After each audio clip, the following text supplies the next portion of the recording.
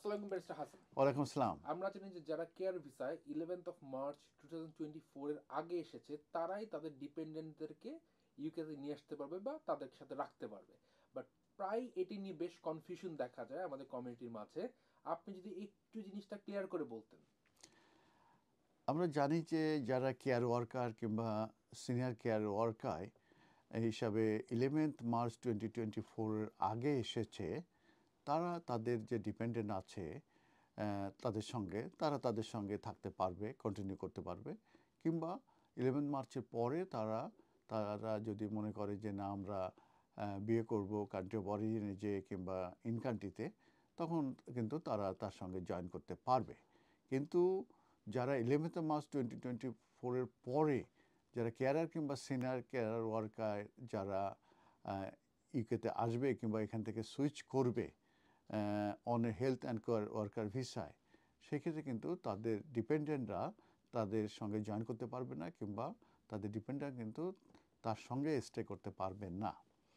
তো এই ক্ষেত্রে যারা 11 মার্চের আগে এসেছেন এবং পরবর্তীতে তাদের যে ডিপেন্ডেন্ট আছে তারা যদি তাদের সঙ্গে জয়েন করতে চায়, মানে নতুন করে যদি তারা বিয়ে করে তাদের সঙ্গে জয়েন করাতে চান, সেটা করতে পারবেন। আবার যদি ইন কান্ট্রি থেকে তারা যদি তাদের ডিপেন্ডেন্ট তারাও তাদের সঙ্গে থাকতে পারবে কিংবা নতুন করে যদি তারা স্পাউস কিংবা পার্টনার হয়ে থাকে তারাও কিন্তু তাদের ডিপেন্ডেন্ট হিসাবে জয়েন করতে পারবে।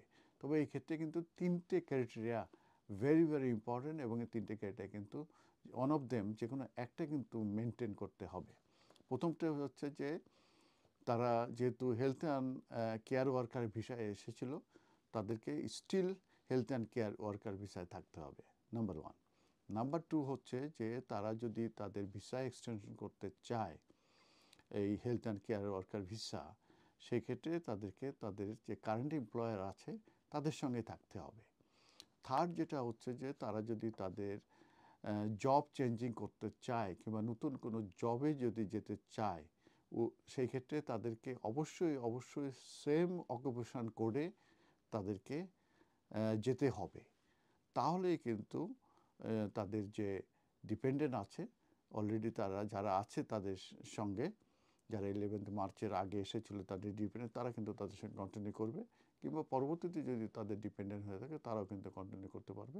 কিংবা তারা যদি মনে করে যে তাদের ডিপেন্ডেন্ট জয়েন করবে তাদের সঙ্গে, সেক্ষেত্রেও কিন্তু তাদের ডিপেন্ডেন্টরা আসতে পারবে। সো এই তিনটে যে আমি ক্রাইটেরিয়া বললাম, যে যারা 11 মার্চের আগে এসেছেন তাদের ডিপেন্ডেন্টরা জয়েন করা কিংবা তাদের সঙ্গে থাকতে পারবে, কিন্তু এই subject to this three requirements যেটা আমি এই মুহূর্তে ডিসকাস করলাম। ধন্যবাদ।